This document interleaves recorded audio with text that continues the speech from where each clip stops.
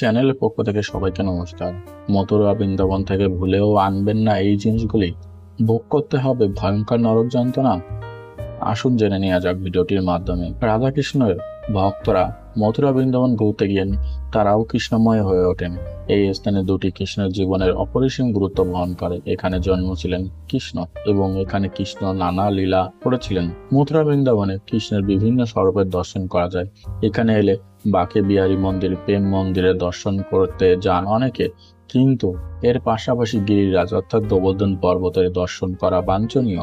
কথিত আছে গিরিরাজের দর্শন করার পরেই মথুরা বৃন্দাবন যাত্রা সম্পূর্ণ হয়। দীপাবলির 3 দিন গোবর্ধন পর্বতে বিশেষ পূজা হয়। গোবর্ধন পর্বত কৃষ্ণের অত্যন্ত প্রিয়। বৃন্দাবন ঘুরতে গিয়ে অনেক ভক্তরাই গিরিরাজের মাটি বা ছোট শপিস নিয়ে আসেন, কিন্তু শাস্ত্র মতে এটি করা অনুচিত। এর পিছনে একটি গভীর কারণ বর্তমানে। গিরিরাজ কৃষ্ণের অত্যন্ত প্রিয়। গোবর্ধন পর্বতে রাজা ও কৃষ্ণের অতি প্রিয়। এর সমান পৃথিবীতে ও স্বর্গে কোনো তীর্থস্থান নেই। গিরিরাজের মহত্ব ব্যাখ্যা করেছিলেন স্বয়ং নারদ। নারদ গোবর্ধন পর্বত সম্পর্কে জানিয়েছেন। তিনি বলেন যে সমগ্র গোবর্ধন পর্বত সমস্ত তীর্থের মধ্যে শ্রেষ্ঠ।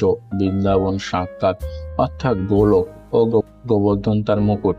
গোবর্ধন দর্শন করলে মানুষ ধন্য হয়, আবার গোবর্ধনের যাত্রা করলে বহুগুণ অধিক ফল পাওয়া যায়।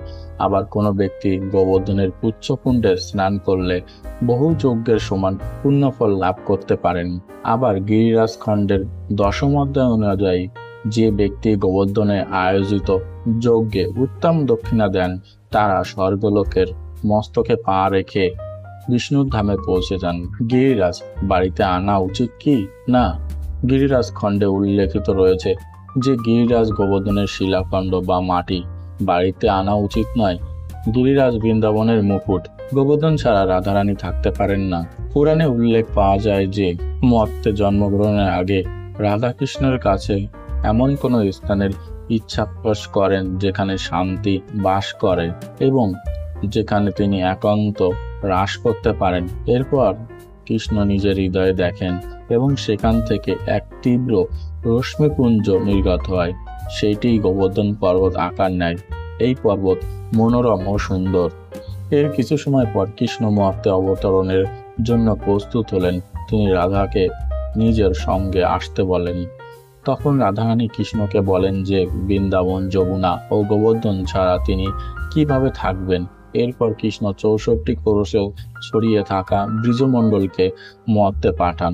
শালমল দ্বীপে দ্রোণচল গিরিতে জন্মগ্রহণ করেন গোবর্ধন।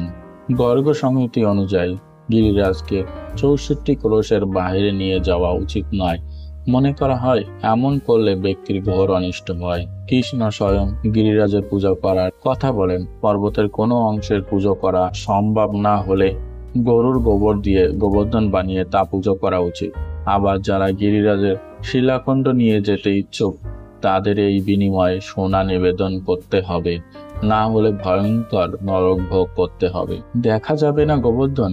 গর্গ সংহিতা অনুযায়ী গোবর্ধনের উচ্চতা 80 ফুট। পুলস্ত্য ঋষির অভিশাপের আগে গোবর্ধন 16 মাইল ছড়িয়েছিল। পুরাণ অনুযায়ী কলিযুগের 10,000 বছর পর গোবর্ধনের অস্তিত্ব থাকবে না, অর্থাৎ যতদিন ভাগীরথী গঙ্গা উপস্থিত ততদিন গোবর্ধন পর্বত থাকবে।